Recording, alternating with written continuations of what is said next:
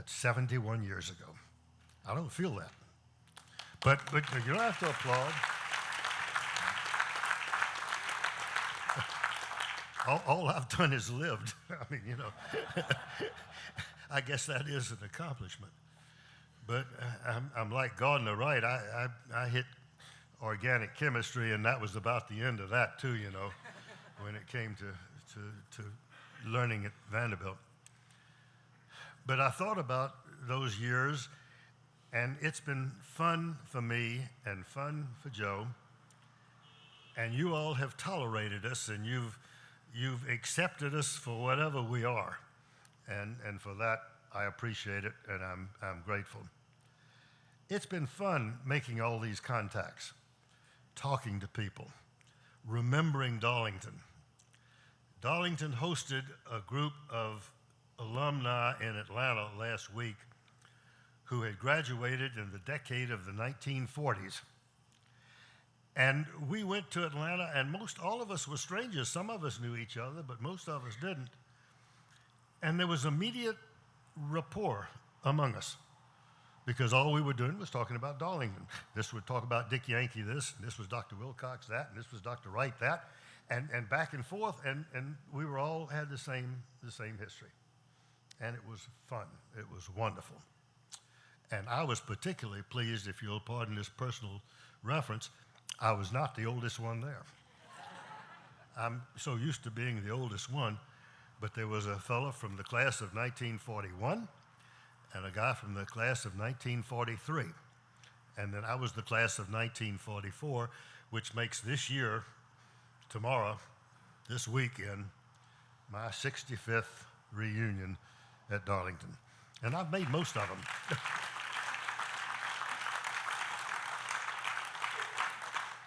So it's been a fun time. But the fun part has been working with you all who have been so generous and who have been so receptive to the Darlington spirit and what makes Darlington tick. I was telling Rebecca Stegall tonight, people don't remember their colleges like they remember Darlington. I was talking to somebody the other day. He says, how many college professors do you remember? And the guy said, I have one or two. He said, how many Darlington professors do you remember? And he rattled off 4 or 5. But that's what we have here. That's what our history is. And I just can't tell you what a wonderful experience to work with you people and have you respond the way you did. And I got to tell you that I am so pleased that tomorrow we're going to recognize John Hine as Darlington's distinguished alumnus of this year.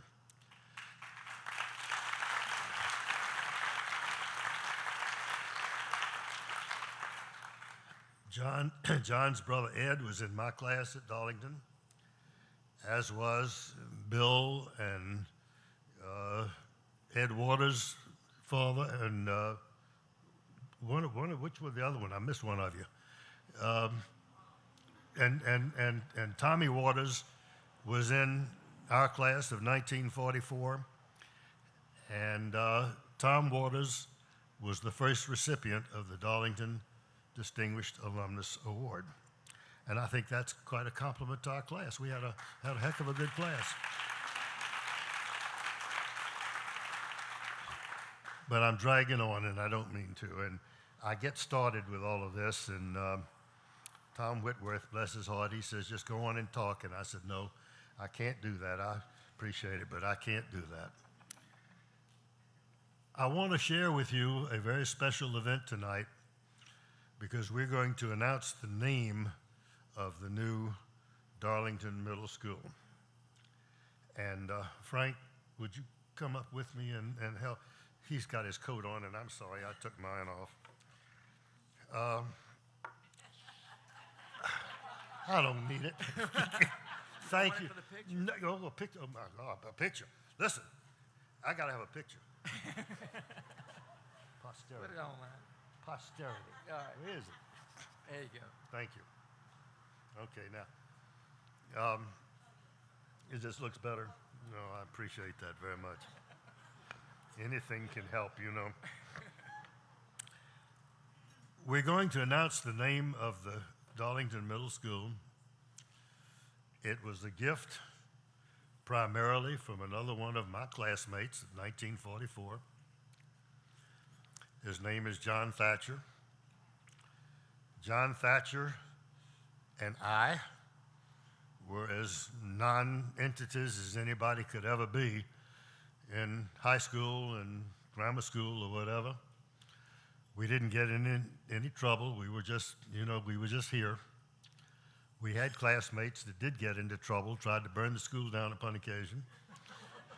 But John was not one of them, and neither was I. We were just goody-goodies because that's all we knew. We were just kids. So that's all we knew. But John Thatcher wanted to make a sizable donation to Darlington in the memory of his mother and dad. And so I'm pleased to announce tonight that the Darlington Middle School will now be known as Thatcher Hall.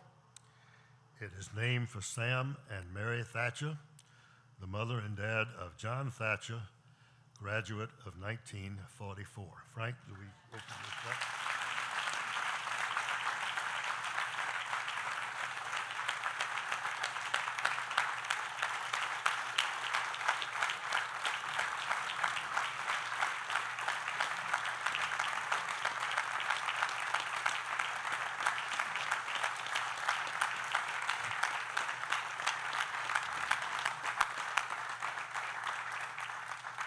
This is what you all have done. And George Johnson is going to come up here in just a moment and tell you a little bit about John Thatcher. But before he does that, I've got one other thing that I want to get across. You all sit down. It's okay. Today was my day. I gave the invocation at the Rotary Club, and I had everybody standing up for so long they got tired. So it's easier to sit down. I want to tell you something that I think is very important, and George knows this figures, and Jerry Drummond knows these figures.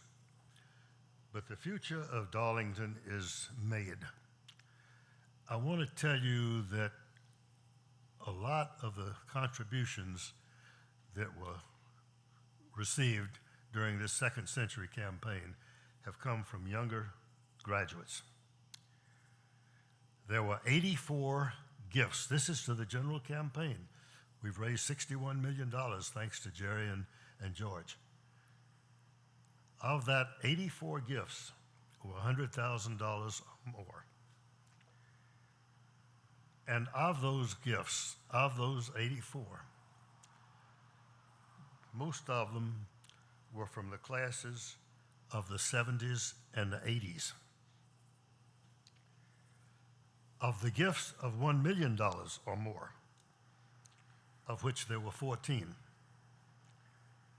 5 are from graduates of 1970s and 1980s. Now, if you don't think the future of Darlington is in your hands, think again. George?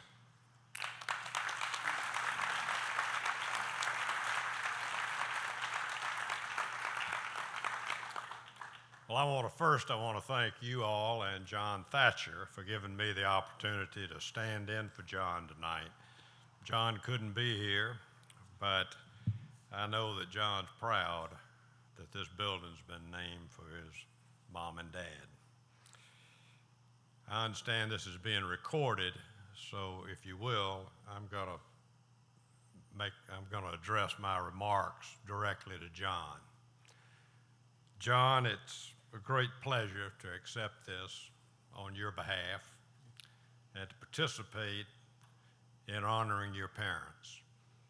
I know you must have had wonderful parents because they raised a wonderful and remarkable son.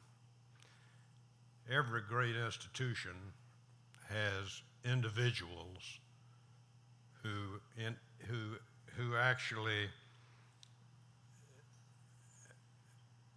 actually stand, their lives stand for the very ideals and the values of that institution. And that's, I think, what John is for us. John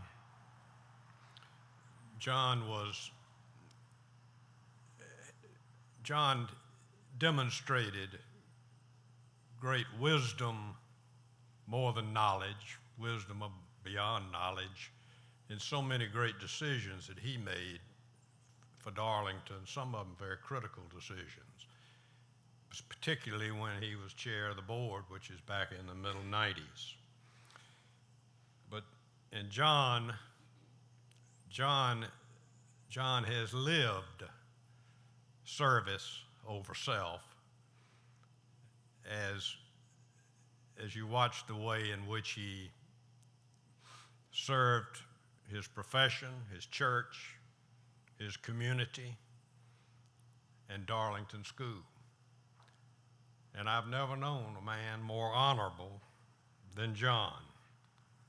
So with wisdom, service, and honor, Darlington School and John Thatcher fit together. We're very proud of you, John.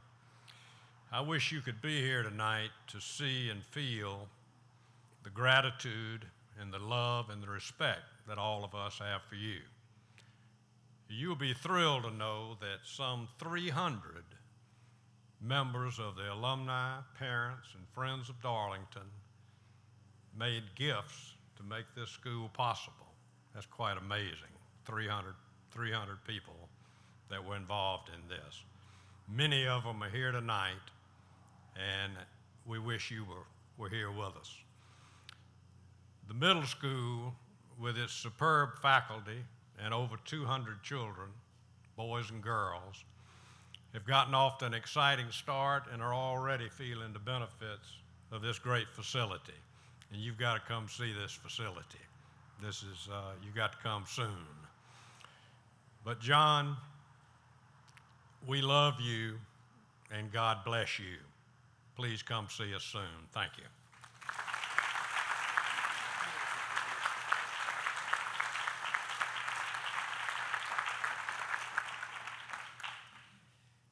Joe Montgomery asked me if I'd like to make a few remarks about John Thatcher, and I said absolutely.